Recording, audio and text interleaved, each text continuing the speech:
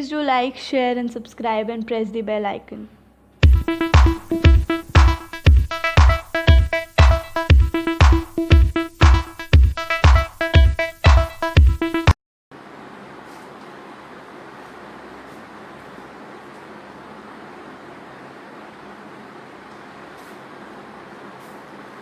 Okay, so in the previous video we have studied about the discovery of the canal rays, and later on they were given the name as the electrons. Now after the discovery of the canal rays, the scientists or the people, they thought that an atom is electrically neutral. Now if an atom is electrically neutral, they have already at that time they already discovered the electrons. They thought that there must be some particles present in an atom which must be having the nature just exactly opposite to the electrons. That means the electrons, if they were negatively charged, obviously there must be some particles carrying the positive charge. So with this concept, they made more experiments, and again the same discharge tube was taken, and this experiment was conducted by Goldstein, E. Goldstein. And in the same way he took a discharge tube, but there is certain slight difference that in the previous, that is for discovery of the cathode rays, the discharge tube, the gas was maintained at a very low pressure, that is from between 10 raised to minus 2 to 10 raised to minus 3. Here the pressure was a bit higher, not very high but a bit more higher as compared to 10 raised to minus 2 to 10 raised to minus 3 meter, and the same high voltage was applied. Again in this another one small change that was made, that the cathode which was taken in the previous tube, it was just a simple cathode. Over here the cathode disc, which we are taking over here, it is perforated. You can see over here there is gaps are left into this cathode disc. So a perforated disc was taken, a high voltage was applied, and again this one end has been made positive, and the pressure is maintained over here with the help of the vacuum pump. And anode is on one end, that is it is connected to the positive end, and the other end is connected to the negative end. So I have written negative over here. And when the current passed through, and it was filled with a particular gas, when the current passed through this gas, it was found that a glow was produced on this end, that is an end opposite to the anode. At this particular place, that is anode is over here, and the glow was produced on the end opposite to the anode. Now why this glow has been produced, what exactly is happening over here? Okay, so now if you remember, that is while the discovery of the cathode rays, the rays were emitted from the cathode, that is invisible rays are emitted from the cathode. Now if there are invisible rays which are emitted from this cathode, what do those rays they do? That is at a higher voltage, they come in contact with the neutral atoms or molecules of the gas. This tube has been filled with the gas. So these cathode rays which are being emitted, now I am representing, these are the cathode rays which are coming from the cathode disc over here. So these cathode rays, they come in contact with the neutral particles of the neutral atoms of the gas, or even with the neutral molecules of the gas, and then they ionize them. When they ionize them, what they do, that is when they ionize them, they run in the process of ionization, that is they remove the electrons. They are just, what is happening, these cathode, they are getting knocked, they get knocked with the neutral particles or the neutral molecules of the gas, they get knocked. And when they get knocked with a force, what happens, some electrons have been ejected out from those neutral molecules of the gas or the neutral particles. So electrons are given out. Now when the electrons, that is ionization has been created into the gas, so when the electrons are given out, what is happening, the gas remaining behind, that is ionized, that contains the positive charge. So now this tube has been filled with the positively charged particles, and the electrons are there. So it gives rise to more of the electrons, and at the same time it also gives rise to the positively charged particles. Now these positively charged particles, if you can see minutely over here, I have written plus sign over here, plus sign, plus sign. So these positively charged particles, that is a gas which has been ionized, which has led to the formation of positive ions, positively charged particles. This move through the perforated cathode over here. The cathode is perforated, having holes over here, opening over here.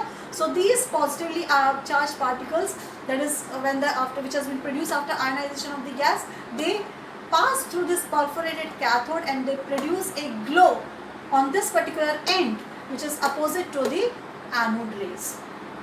Okay, again this study was made about these rays, the properties of these gas. Now these rays, in those days it was given the name as the canal rays. Canal rays was the name given to these rays. You can see these are the negatively charged particles, the rays carrying the negative charge, that means the cathode rays, and these are the positively charged particles or the rays carrying the positive charge over here, which are producing a glow on the opposite end of the anode, that is on this end. So then, and they were given the name as the canal rays, and the properties were studied about these canal rays exactly in the same way the way they studied about the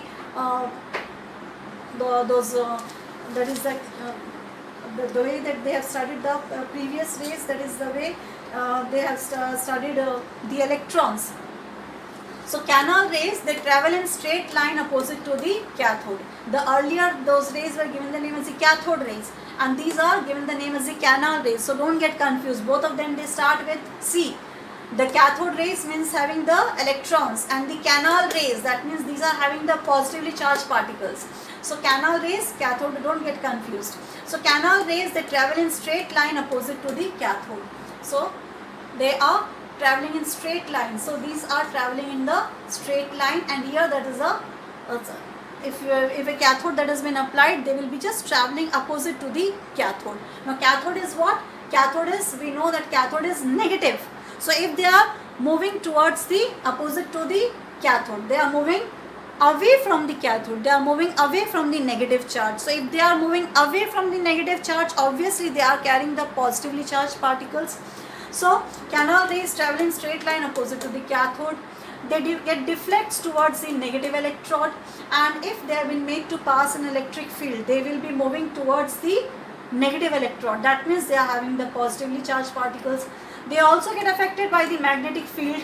This indicates what? That they are composed of positively charged particles. That means some charged particles are there. What charged particles? Obviously positive, because they are moving towards the they get deflected towards the negative electrode, so obviously they are having the positively charged particles.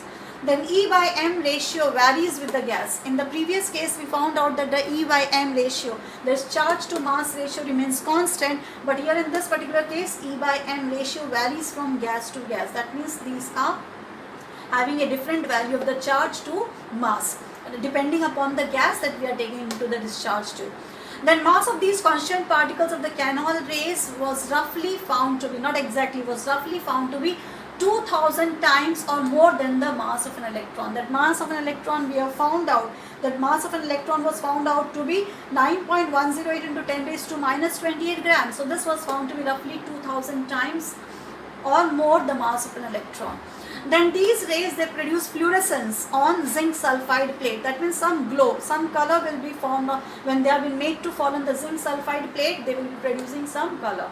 Now E by M ratio for these protons was found to be 9.58 into 10 raised to 4 coulombs per gram. Now you will ask me again how these values were found out. These values again were found out in the same way that they are found out for the electrons. So in the same way, they have found out the value for the E by M ratio, that is 9.58 into 10 raised to 4 coulombs per gram. Mass of the proton was found to be 1.672 into 10 raised to minus 24 grams, and charge is equals to 1.6021 into 10 raised to minus 19 coulombs. So this means what? The charge of this proton is exactly the same as the charge of an electron. What is the only difference? That is those particles where your negatively charged and these particles are positively charged. So this is how the canal rays were found out, and it was assumed that canal rays that has been found out, obviously they discovered that from the canal rays they found out that the canal rays are having some constituent particles. Those particles are positive in nature. Now that is how this attempt was made, how to find out that what type of particles this canal rays that it contains. That is, what they did is that they made attempts, the scientists, they made attempts to find out that is the lightest particle which carries 1 unit of positive charge. They tried to find out the lightest particle which carry a unit positive charge. So they were trying to find out, they were trying to discover the lightest particle which carries 1 unit positive charge. So they found out that the lightest positive particle having 1 unit positive charge, how this can be obtained? If they are producing hydrogen into this discharge tube, if they are filling it with hydrogen and then they are carrying out this whole experiment, then it was found out that this the lightest positive particle having the unit positive charge, it can be obtained by using hydrogen gas into the discharge tube, that is in this particular place. And then finally all the values, that is E by m value, mass and charge, that they calculated. So finally, after finding out all these things, that is they came up with the definition for the proton, that is on the definition of the constituent particles which are present into the canal rays. That is, the canal rays, they are having some particles which were later on given the name as the proton. So they defined it that a proton is a subatomic particle. Subatomic particle, that is a particle which is present into the atom, which has a mass equal to 1.672 into 10 raised to minus 24 gram, that is 1 AMU, and a positive charge equal to 1.6021 into 10 raised to minus 19 coulomb, that is 1 unit of charge.